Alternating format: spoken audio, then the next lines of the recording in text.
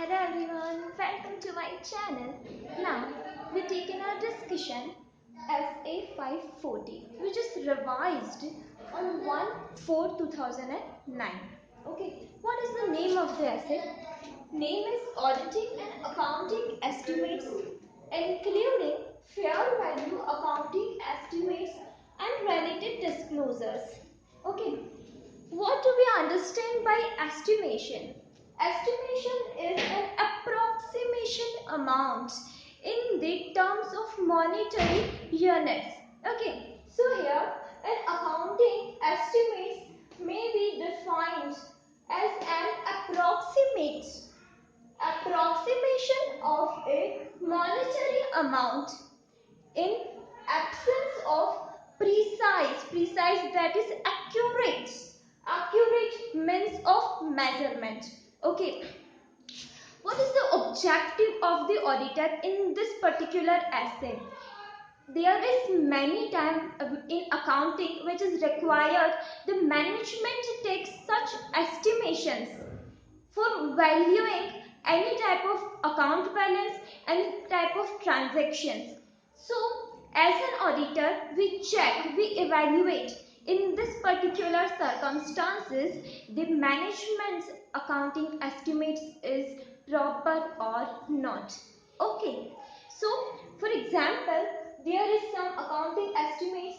I give a memory trick for remember of those examples because sometimes individually ask in exam the examples of estimation and fair value estimation. So I give a memory trick of old Diwali. You know what old Diwali, new Diwali? There is no any difference in old Diwali. Actually, there is no any concept of old Diwali or new Diwali. I only give a memory trick. My memory trick is old Diwali. O for financial obligation, I for L for cost arising from litigation, settlement and judgments. Then D for depreciation method. Then D for doubtful account allowances. That is adjustments. Then I for inventory obsolescence. Then W for warranty obligations and the A for asset useful life and L for outcome of long-term contracts. Then I for provision against carrying amounts of investment. I for investment. Okay. One by one we discuss this. First is financial obligation. When our concern, our entity is planning for a new product, then obviously it is required that our entity take loan from bank or any financial institution. So what will be the loan amount, what will be the repayment installment, this all is estimated by the management. This is financial obligations. Okay, then cost arising from litigation, settlement and judgment. As an auditor, it's not our duty that judgment is in favor of the entity or against of the entity. Our duty is only that the cost arises due to the litigation, due to the settlement, due to the judgment is properly accounted for or not. If there is a legal advisor which help is taken by the management, so what is the salary or what is the amount which is paid by the management to that particular advisor is properly estimated by the management or not. Because if there is litigation, then obviously management take the help of the advisor. So management take, if the litigation is going 2 or 3 years, so management should provide a provision for that particular cost. And as an auditor, we evaluate that management properly account for that provision or not, that arises cost or not. Okay. Then D for depreciation method. Depreciation method is SLM or WDV is totally depend on the management own judgment, and rate of depreciation like 10% is taken or 15% is taken is also a management own judgment. Okay. Then D for doubtful allowances. For example, if our debtors is overdue more than 90 days or more than 1 year, whatever be the term, then management should provide a provision for bad debts or not. Is also we check here. Okay, this is also an example of estimation of accounting estimation. Then I for inventory obsolescence, non-moving inventories here. So what is the value of that? What is the realizable value of those non-moving inventory is also depend on the management on judgment. Okay.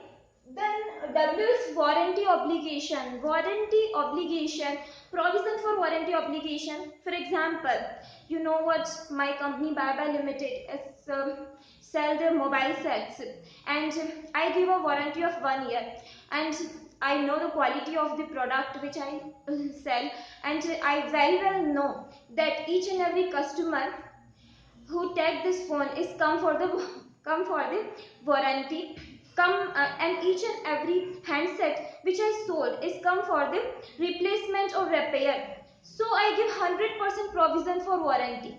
So it also depends on the management own judgment. What is the provision which should be taken by the management for warranty obligation? Okay. Then A for asset useful life. Asset useful life nowadays in I think as 10 or India's 10 already give guidelines about the asset useful life, but earlier time it was the management on judgment that what is the machine and what is the equipment have the useful life. We also estimate the useful life for our scooty of our vehicle. Yesterday my dad bought Activa for me. I think that I saw the Activa and I think that 20 or 40 years is it will be run. My mama come and say at least 3 generation it will be run. Then my then my um, dadi come and say hundreds of years it will be run. Hilarious estimation of the women in India. But actually I say here that management also give estimation of useful life of each and every asset, each and every equipment which is used in our entity. Okay. Then L is outcome of long-term contracts. Outcome of long-term contracts, for example, my creditor is generally on delays with my past experience take 15% or 12% interest on the delayed payment. So it should be make a provision by the management. So it is also depend on the management own past experience, management own knowledge about the entity, that what is the estimation of the outcome of the long-term contract, and then he provide the provisions, or it can be contingent asset, contingent liability. Okay, as per as 29 and respective index. Then I is provision against the carrying amount of investment. Obviously, if we invested in any security, then market value of security is up and down accordingly as per the market circumstances. So as our management should also provide a provision on the ups and downs according to management on judgment and on knowledge, provide the provision on the carrying amount of the investments. Okay, ups and downs of the carrying amount of the investment. Then fair value accounting estimates. What is the difference between the accounting estimate and fair value accounting estimate is actually never ever given anywhere, but in my own opinion, accounting estimates is mostly depend on the internal circumstances of our entity, and fair value accounting estimates is mostly depend on the external circumstances, for example market circumstances. Okay, and then I give memory trick for this also. Memory trick is B site. B for business combination, that is revaluation of the assets, liabilities, goodwill and other intangible assets. As for share based payments, employees stock option price, employees stock purchase price. Then I for the complex financial instruments. Then D for the property, equipment held for disposal. E for exchange, exchange without monetary consideration of assets and liabilities. One by one we discuss it. First is business combination. Business in business combination, management revalued all assets, liabilities, and raise a goodwill also, and also revalue the other intangible assets. Okay, so it is also a fair value accounting estimation. Example of fair value accounting estimation. Then second is share based payment. ESOP value, ESPP value is also decided by the management. Then I is complex financial instrument. You know what, in financial instrument, a big complex estimation about the amount which is equity, and divide the amount in equity or debt, or only equity or only debt.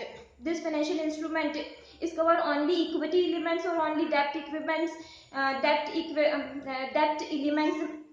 This all is management on knowledge, management on judgment. Okay, and also the circumstances and also depend on the instrument.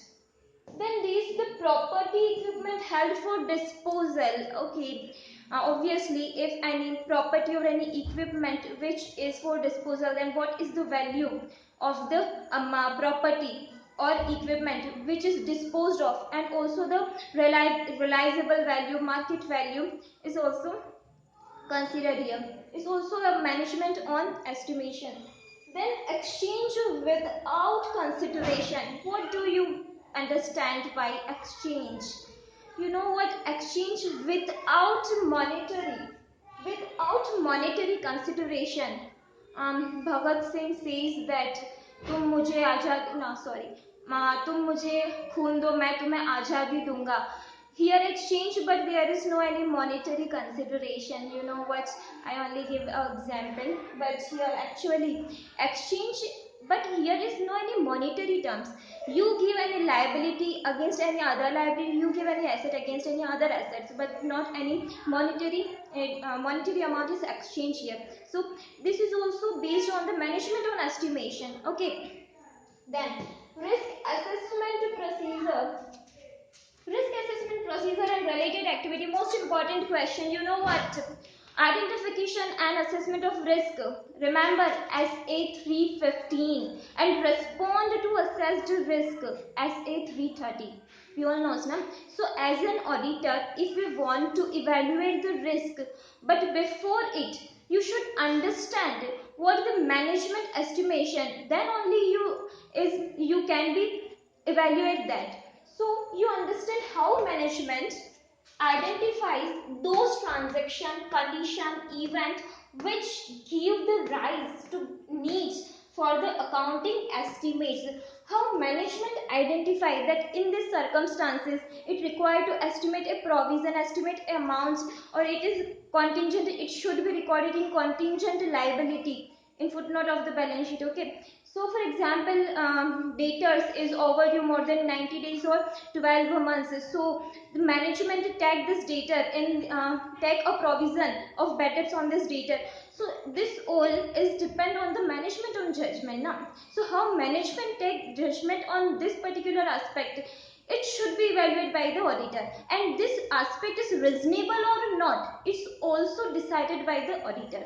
Okay, then change in circumstances which give rise to need to revise the existing estimates. For example, change in government policies, change in statutes, this, and if better presentation of the financial position of the entity, this all aspects is covered for change in the existing estimation or given new estimation. Okay, so as an auditor we are not changed, we only evaluate the particular circumstances where management change his own estimation is appropriate or not. Okay, then relevance controls. You know what control checking is obviously obligation of the auditor, because if there is no control, then any management authority who have the power can uh, uh, get the advantage of the loopholes of the estimation and circumstances. Okay, so management use, and also one last aspect is management use an expert. For example, nowadays it's very popular thing, we can every year observe that each and every entity take insurance policies on their key managerial personals.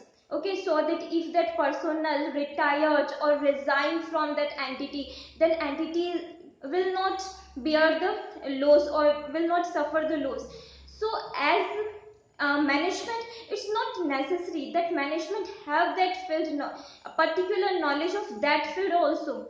So management can get help of expert. As an auditor, we check as per SF 500, what we check competence, capability, objectivity of the expert. So here also we should check the competence, capability and objectivity of the expert, and in which circumstances management take the help of the experts. Okay, then here management can take the help of the actuary for the premium amount, for the claim amount, etc. Then finally, this all is the risk assessment procedure, and a final obligation is the documentation. What we document in this asset? We document the reasonableness of the estimation. Obviously, whatever estimation taken by the management is reasonable or not, we should take in our documentation, take in our working papers as per essay 230. Okay, now we take a revision.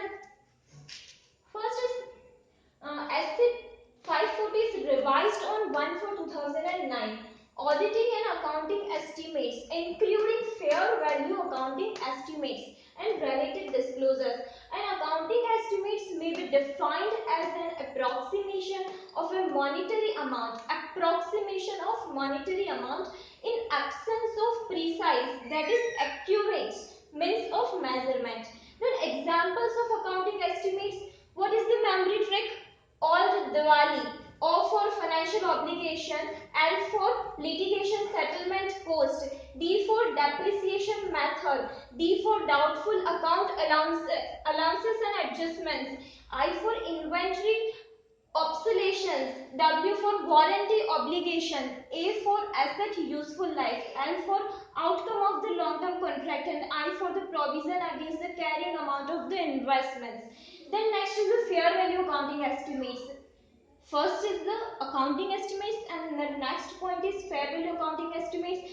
This both questions asked in exam individually. Okay. B is business. Here memory trick is B side. B for business combination, revaluation of the assets, liabilities, goodwill, intangibles. S for share based payments. I for complex financial instruments. D for the disposal of property and equipments held by the entity. E for exchange without monetary consideration, asset liability. Risk assessment procedure and related activities, where auditors should take the understanding how the management identify those transaction, condition, events which give rise to need for the accounting estimates, then change in circumstances which give rise to need to revise the existing estimates, then relevant control, then finally management use of an expert. And finally, auditors should assess the risk, then respond according to this risk in 330, and then finally auditor keep documentation as per 230. Document the reasonableness of the estimation which is taken by the management. This is all about SA 540. Thank you very much.